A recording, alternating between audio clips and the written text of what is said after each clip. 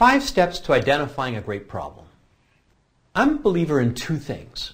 First, good problems have to be very specific and concretely understood. 2, they have to be broken down into more manageable, actionable elements in order to actually be able to build a practical solution for that problem.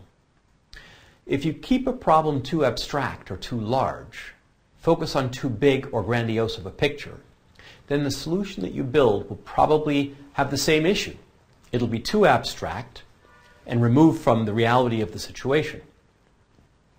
To get underneath problems and to understand your customer and their opportunity clearly, we have a process at Venture Basecamp that helps entrepreneurs think deeply about the problem they're solving, all in 5 clear steps.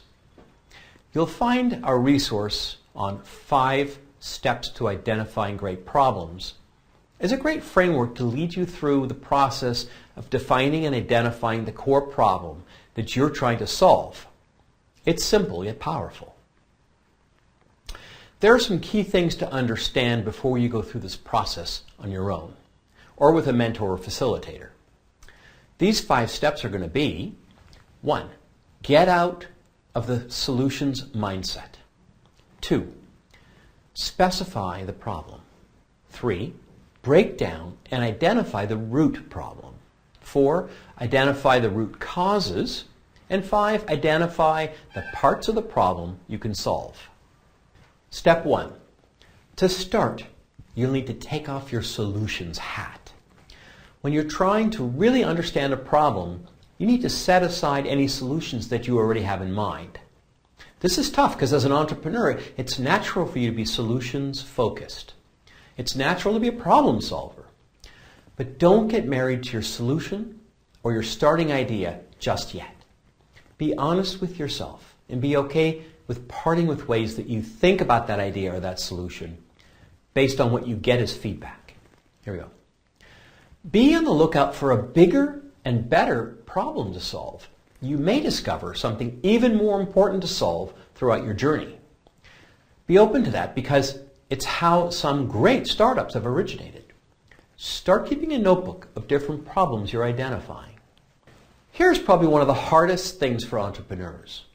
Keep a safe distance between your emotions and your startup. Speaking from experience, getting emotionally invested in a company that you're building is extremely common. But keep in mind that you'll continue to exist even if your idea does not.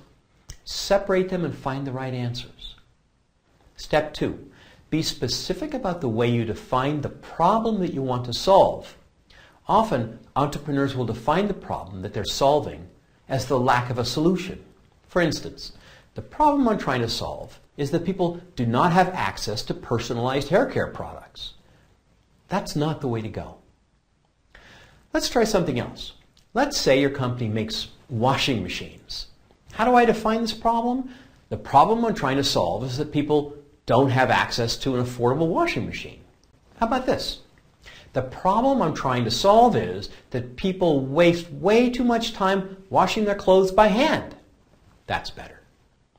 The better you are at defining your problem, the better you can define why it matters that the problem be solved and what your customer's life will look like when that problem is solved, and it's important enough that they'll buy it. In turn, the better you build a specific solution targeted to a specific defined problem, the more successful your outcome will be. Step 3. Identify and understand the root causes of your problem. Why does this problem exist in the first place? There are 2 brainstorming tools that we're going to go through and introduce to you that will give you a process to develop successful understanding in this particular area. Even large corporates use this problem-solving practice. In fact, Toyota was one of the first companies to start implementing these 2 procedures and processes together. The first one is called the 5 Whys. The second one is called Ishikawa diagramming, also known as fishbone diagramming. The 5 Whys is a framework that comes from design thinking, which is deceptively simple and powerful.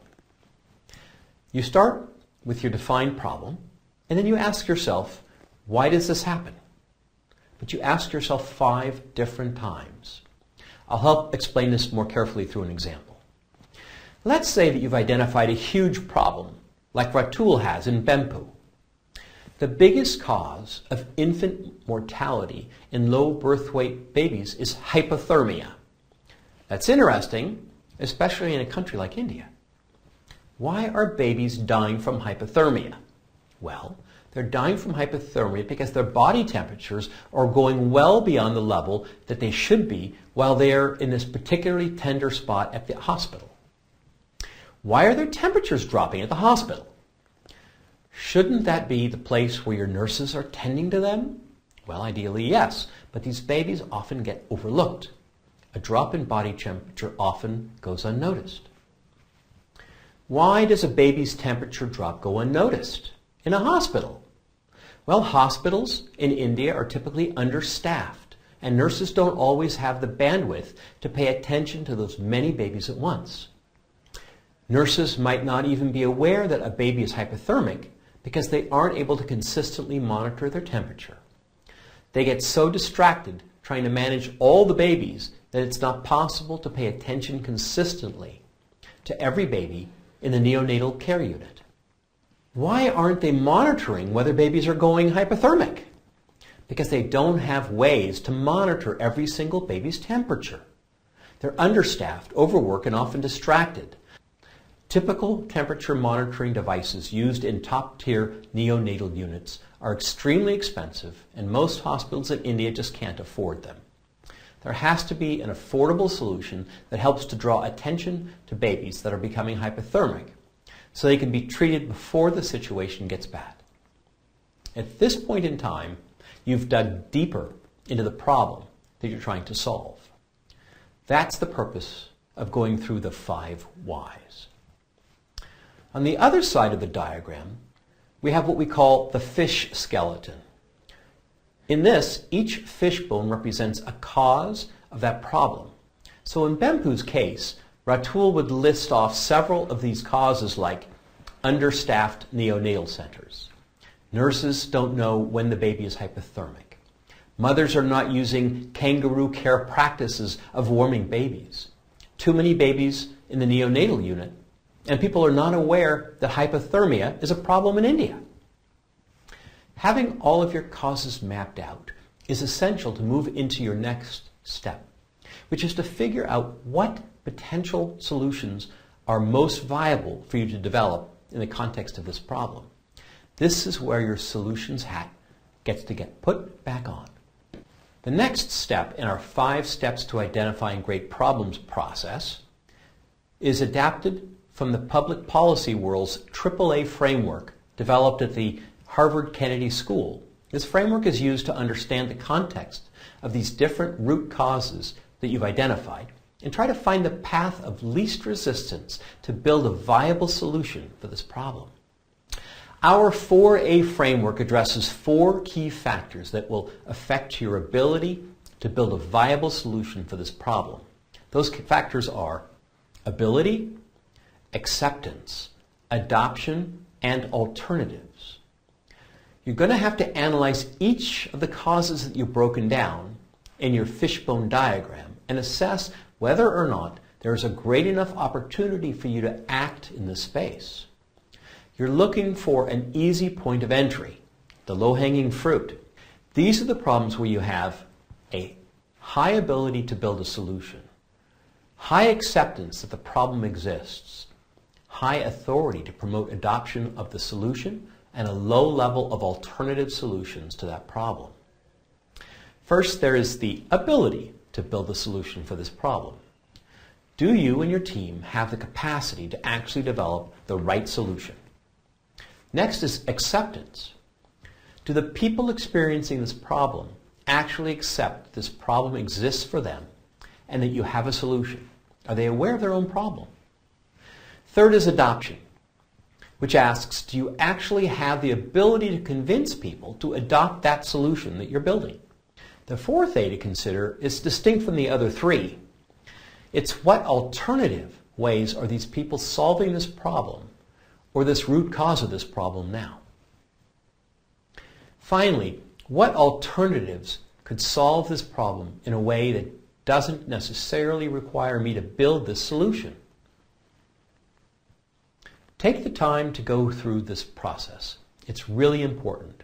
You may find that it raises dozens of questions that you hadn't thought of before about your business, the idea that you had, or the problem that you've identified.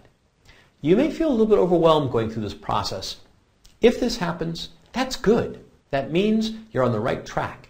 It's better to deeply consider these things and understand them rather than confront them several months, years, and thousands of dollars later. As you go through this process, take stock of these different questions and realizations that you have or that you're developing. It's likely that a lot of these are rooted in what we call assumptions. We'll come back to these assumptions that you have later on in Venture Basecamp, and we'll prioritize and test those assumptions to better inform the decisions you make about your business.